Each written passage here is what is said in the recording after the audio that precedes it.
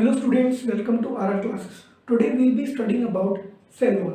So what is cell wall? Cell wall is the structural layer present outside the plasma membrane. ठीक है? So it is not present in all the organisms. ये सारे organisms में नहीं पाई जाती है. Cell wall is not found in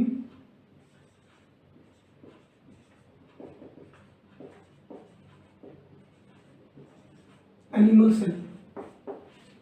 ठीक है, ये प्लांट सेल्स में पाई जाती है, बैक्टीरियल सेल में पाई जाती है, ठीक है, और फंगल सेल्स में पाई जाती है. अब इसका कॉम्पोजिशन हर सेल में अलग होता है, मतलब फंगल सेल्स में अलग होगा, प्लांट सेल में अलग होगा और बैक्टीरियल सेल में अलग होगा. उसके बारे में हम बाद में बात करते हैं. तो जब हमारे पास पहली चीज़ आती है कि जब हमारे पास प्लाज्मा मेम्ब्रेन है तो हमें सेल वॉल की ज़रूरत क्यों पड़ी. Cell wall is basically here for protection. Now what are certain properties of the cell wall? पहली प्रॉपर्टी ये है कि this cell wall is a non-living structure.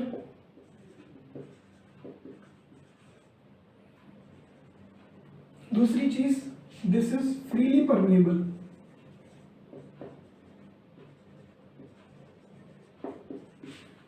जैसे हमने प्लाज्मा मेम्ब्रेन में बात की थी कि वो सिलेक्टिवली परमेबल थी, सिर्फ कुछ चीज़ों को अंदर आने देती थी, बाकी को नहीं आने देती थी. So this is freely permeable. Opposite to that similarly जो हमारी प्लाज्मा मेम्ब्रेन थी वो लिविंग थी, ये नॉन लिविंग है. ठीक है, it is a protective structure.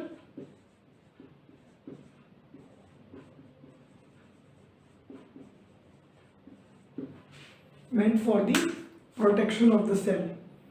It provides shape to the cell because it is rigid in nature. Rigid मतलब थोड़ी tough होती है as compared to plasma membrane, क्योंकि plasma membrane क्या होती है, वो अपनी shape मतलब थोड़ी flexible होती है. Flexible, you understand, कि अपनी shape थोड़ी बहुत change कर सकती है. But cell wall जो होती है वो rigid होती है. Rigid means it is tough, not flexible. तो इसी के साथ हमने differences भी पढ़ लिए, साथ के साथ प्लाज्मा मेम्ब्रेन और सेल वॉल के बारे में. Okay, now we will talk about the composition of cell wall. Okay,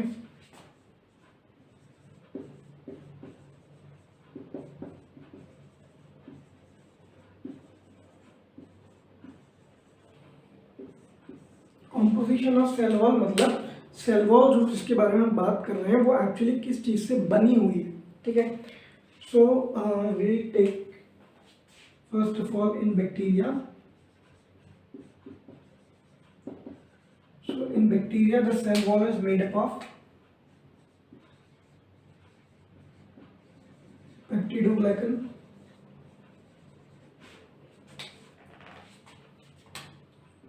in case of fungi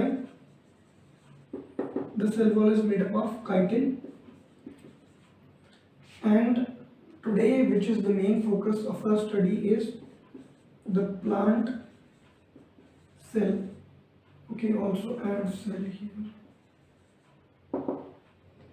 Plant cell. Inside the plant cell the cell wall is basically made up of cellulose.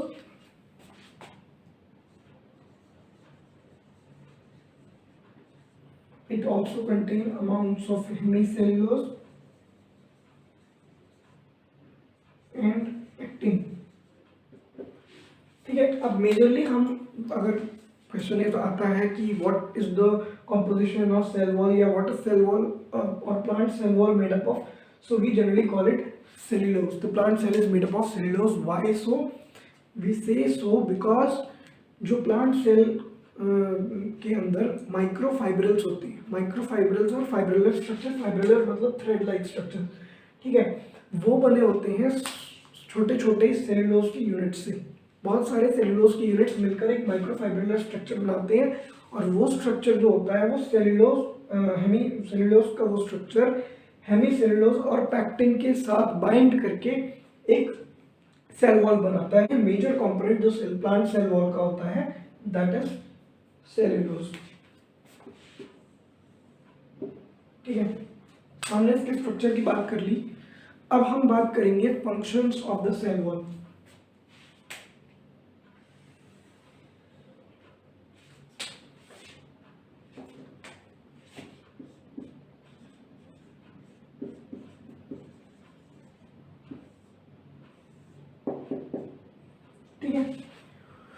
तो पहला function हमने पता कर लिया कि protection है ना।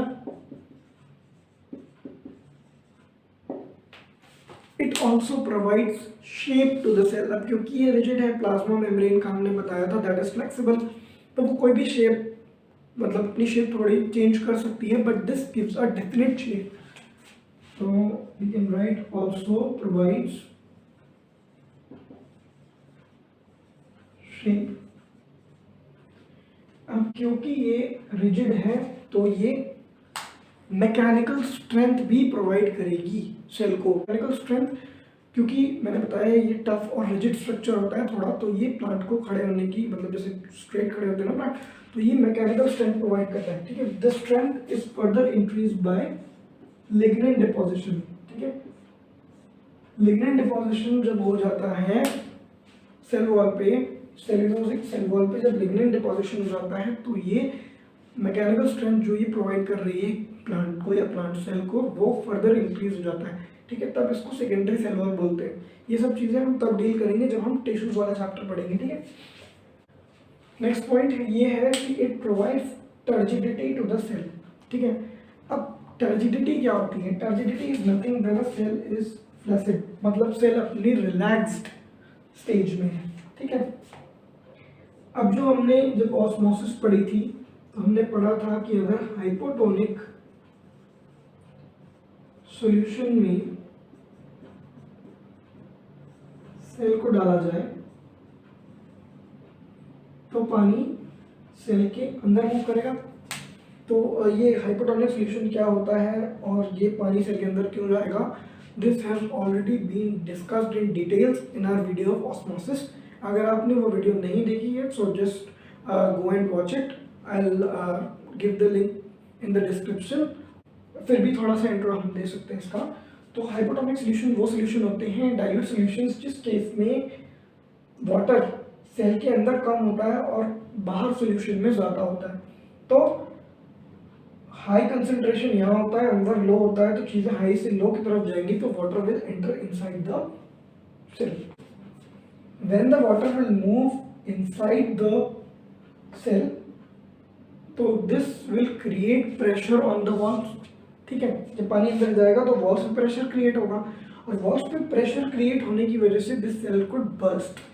सो it also prevent the cell from bursting and this is how it provides turgidity की सेल फ्लैसिड स्टेज में रहने की जगह इस स्टेज में भी बिना बर्स्ट हुए काफी टाइम तक रह सकता है। This is how it provides turgidity to the cell. Function के बाद एक चीज और क्लियर हो जाती है कि that the cell wall is freely permeable. ठीक है, क्योंकि ये वाटर को इजीली एंट्री दे सकती है। ठीक, now this helps in cell to cell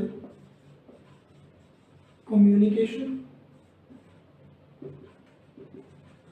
ठीक है, दो सेल्स आपस में जो अटैच्ड होते हैं, जैसे ये सेल, ये दूसरी सेल, ये इसकी cell wall. So these two cells are glued by the middle lamella। ठीक है, मिडिल लैमेला एक जेली लाइक स्ट्रक्चर होता है जो दो सेल्स के या दो सेल वॉल के बीच में प्रेजेंट होता है और ये दो सेल के कम्युनिकेशन में हेल्प करता है। नेक्स्ट फंक्शन इसमें होता है, it contains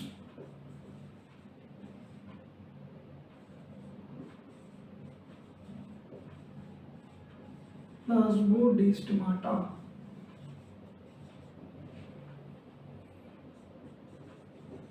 that helps in exchange of cellular material। ठीक है, तो अब सवाल उठता है कि प्लाज्मोडेस्माटा क्या होती है?